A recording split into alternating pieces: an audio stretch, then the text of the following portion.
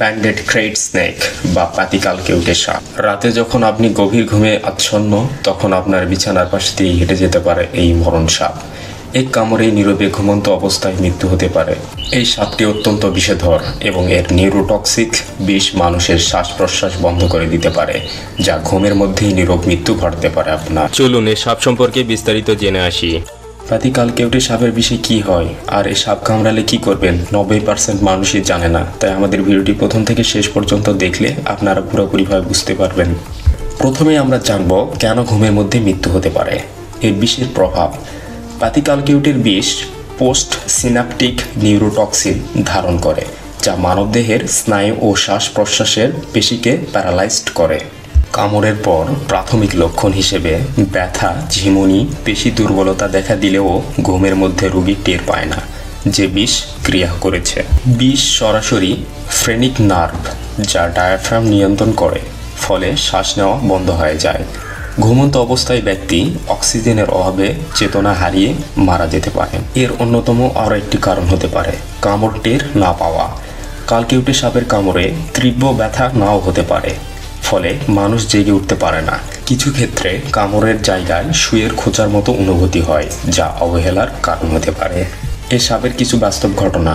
ভারত ও বাংলাদেশের বেশ কয়েকটি রিপোর্টে ঘুমন্ত অবস্থায় কালকেউটে সাপের কামড়ের মৃত্যুর ঘটনা নথিভুক্ত হয়েছে।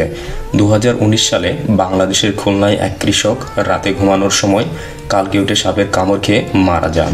এই সাপটি দেখে চিনবেন কেমন করে? পাতিকালকেউটে সাপের শরীর উজ্জ্বল কালো বলাই বা ডোরা থাকে, যা একে সহজেই শনাক্তকরণ করে তোলে। পেটের দিকে সাধারণত সাদা বা হালকা হলুদ রঙের হয়। তরুণ সাপের রং আরও উজ্জ্বল হয়। বয়স বাড়ার সাথে সাথে রং কিছুটা ম্লান হতে পারে। প্রাপ্তবয়স্ক সাপ সাধারণত 1.5 থেকে 2 মিটার বা 5 থেকে 6.5 ফুট পর্যন্ত লম্বা হয়, তবে কিছু ক্ষেত্রে 2.5 মিটারও দেখা যায়। এদের লেজটি খাটো এবং মোটা। এদের মাথা শরীরের তুলনায় চ্যাপ্টা এবং গোলাকার, যা অন্যান্য কেউটে সাপের মতোই। চোখ ছোট এবং কালো, পিউপিল গোলাকার। এবারে সাপের বাসস্থান ও বিস্তার সম্পর্কে জানা যাক।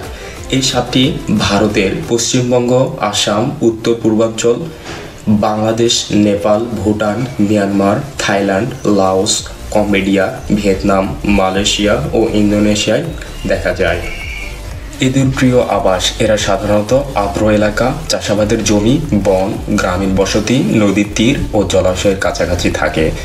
রাতে সক্রিয় হয় এবং দিনে পাথর, গর্ত বা ঝোপের নিচে লুকিয়ে থাকে। এদের প্রজনন সম্পর্কে জানতে চাইলে এরা সাধারণত 6 থেকে 12টি ডিম পারে, যা মা সাপ কিছু সময় রক্ষা করে। ডিম ফুটতে সময় প্রায় 60 থেকে 70 দিন লাগে।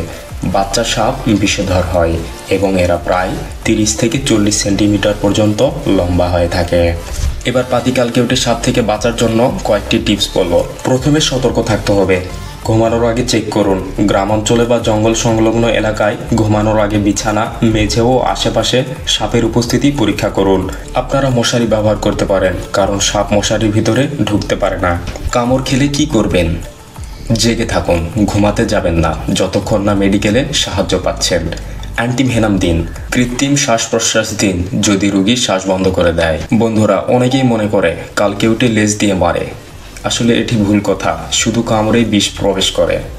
রাতে কামড়ালে বাঁচানো যায় না, এটিও ভুল কথা। সঠিক চিকিৎসায় বাঁচানো সম্ভব। কালকেউটে সাপের বিশেষ বৈশিষ্ট্য, রাতে বেশি সক্রিয় এরা, তাই ঘুমের সময় বিপদের ঝুঁকি বেশি।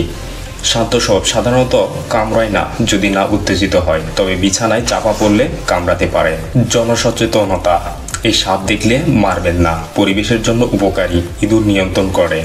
সর্প উদ্ধারকারী দলের হেল্পলাইন নাম্বার যেমন বাংলাদেশে 999 সংরক্ষণ করুন। ঘুমের মধ্যে কালকেউটে সাপের কামড় নীরব ঘাতক হতে পারে। সতর্ক থাকুন, জরুরি চিকিৎসা নিন। মনে রাখবেন, সাপের কামড়ে 90% মৃত্যু ঘটে আতঙ্ক বা চিকিৎসায় দেরি হওয়ার কারণে। তাই শান্ত থাকুন এবং দ্রুত হাসপাতালে যান। আশা করছি ভিডিওটি আপনার জন্য উপকার বয়ে আনবে। আপনি কি কখনো পাতিকালকেউটে সাপ দেখেছেন? যদি দেখে থাকেন তাহলে অবশ্যই কমেন্ট বক্সে জানান। আর আমাদের সাথে প্রথম থেকে শেষ পর্যন্ত থাকার জন্য hour historical and beautiful Bangladesh YouTube চ্যানেলের পক্ষ থেকে আপনাদের জানাই অসংখ্য ধন্যবাদ।